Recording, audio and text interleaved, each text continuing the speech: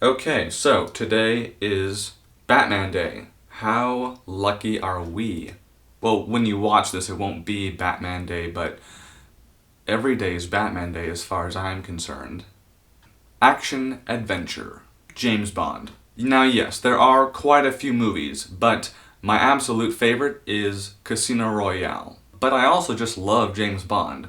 I mean, sure, he never changes, but let's be honest, does the guy need to? He gets the gadgets and the car, goes and saves the world, gets laid, and then does it all over again, 24 times in a row. Not a bad deal. Animation. Family. Batman, Mask of the Phantasm, The Iron Giant, Inside Out, and Robots. I have enjoyed many of the Batman animated movies, and believe me, there are some super good ones. But this one, Phantasm, is still my favorite. Right here. And yes, I will admit that when I was younger, this movie scared the crap out of me. But you know what? The frickin' Phantasm was modeled directly after the Grim Reaper, so totally valid. Comparatively, The Iron Giant, Inside Out, and Robots all make me feel like anything is possible, and I always come away from those films reminded that I should never, ever take friendship for granted. The unlikely bonds are the ones that make us grow the most. It may sound cheesy, but believe me, it's true. Comedy. Comedy, like drama, is subjective, but comedy even more so because unlike dramas, comedies are always trying to make you laugh. Dramas are only ever trying to keep you hooked.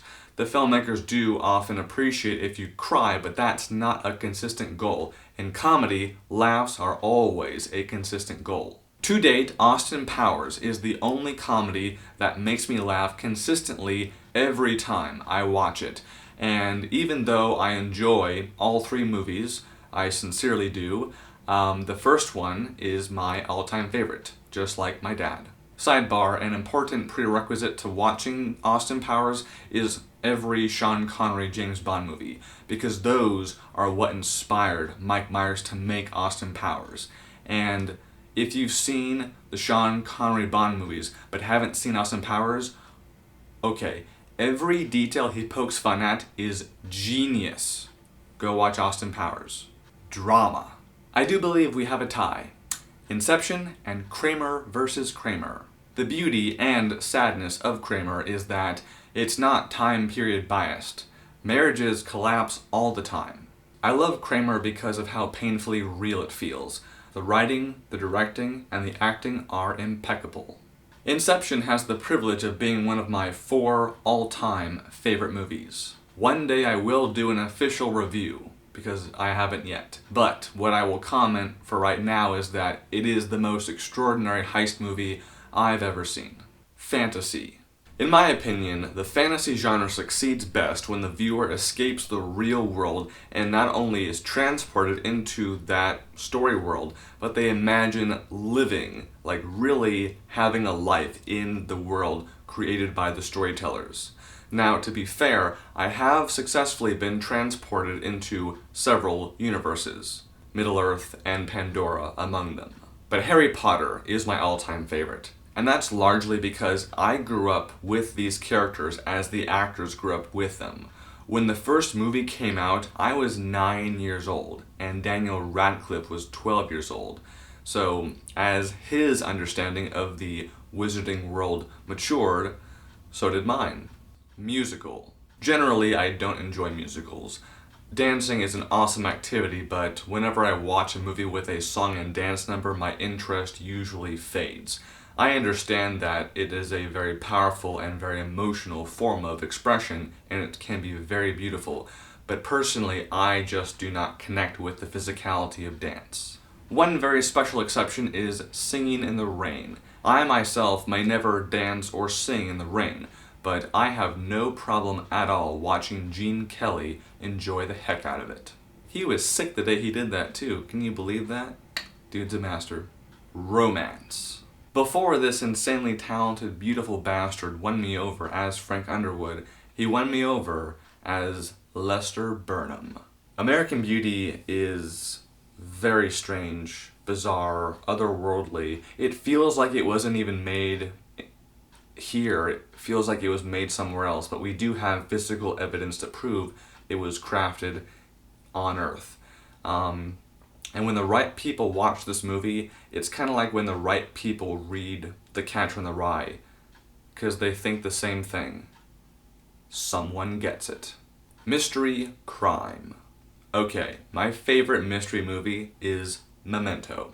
I've seen quite a few mysteries, but this one just stands out above all else. And the reason why is the editing. Quite a few mysteries, including Agatha Christie's Poirot murder mysteries, have a consistent A to Z tale that ends in a round table-esque reveal of who did what and why using flashbacks. Memento takes that structure and plays with it in a way that forms this beautifully bizarre roller coaster ride that God knows how many of us would survive realistically. And I love how by the end, I'm not just thinking about the twist, I'm thinking about the whole movie. And if I can think beyond the twist, good job. And speaking of twists, my favorite crime movie has a twist that is the cherry on top of the entire sundae, where every bite is awesome. Ocean's 11. Steven Soderbergh is a filmmaker I admire a lot. I admittedly have not seen every project by him, but I love how he is a jack of many trades. He produces, he directs, he lights, he operates camera, and he edits. And when you put that kind of talent behind a studio heist movie, the outcome, from my point of view, is maybe the best remake of a standalone movie. Sci-fi. Every time I watch this movie, I go on a journey, and the first 3 times I saw it was in a sold-out IMAX theater. My favorite sci-fi movie is Interstellar. The first time watching it was the most unique, not only because I was absorbing an emotional story along with emotional visuals, but also because I shared a very poignant moment in the film with the girl next to me. My memory on this isn't great, but I want to say it was when Cooper and team go into the wormhole. And in that moment in the film, when I was sitting in my chair, I felt this urge to lean forward, to be with the film more.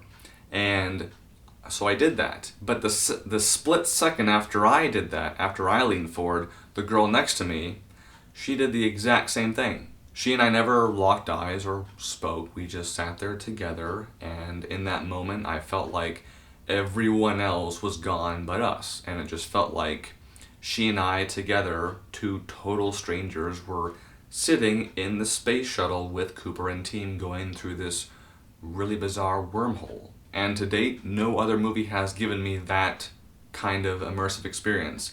And that's why I love IMAX as much as I do, is I want to leave the theater. You know, if I could physically leave the theater, I would, but I can't. So mentally, I want to leave the theater. And in the case of Interstellar, I was gone for 3 hours. Thriller. This movie won most people over when it came out. Whiplash. For some, it is a mystery as to why Andrew is subjecting himself to this torture. My point of view is for those of us lucky to have a drive that gives us focus in life. When we're young and we feel invincible and like we're never gonna die, it is absolutely astounding what we are willing to put ourselves through. I, for one, have no desire to have Fletcher for a teacher, but Andrew knows exactly what he wants out of life, and he is willing to push relationships out the door to get what he wants. And even though Whiplash is just the beginning of his journey, we have no idea what will happen to him later in life. In those 2 ways, I am Andrew if he were a filmmaker. Teen, high school. My favorite high school movie is Ferris Bueller's Day Off. In my opinion, this movie could not have been written, cast, or directed better than it was. And it's one of those really, really rare movies where I could watch it if I was having a great day, a blah day, or even a shitty day. How many films do you know like that? Exactly. The chick flick. Legally Blonde.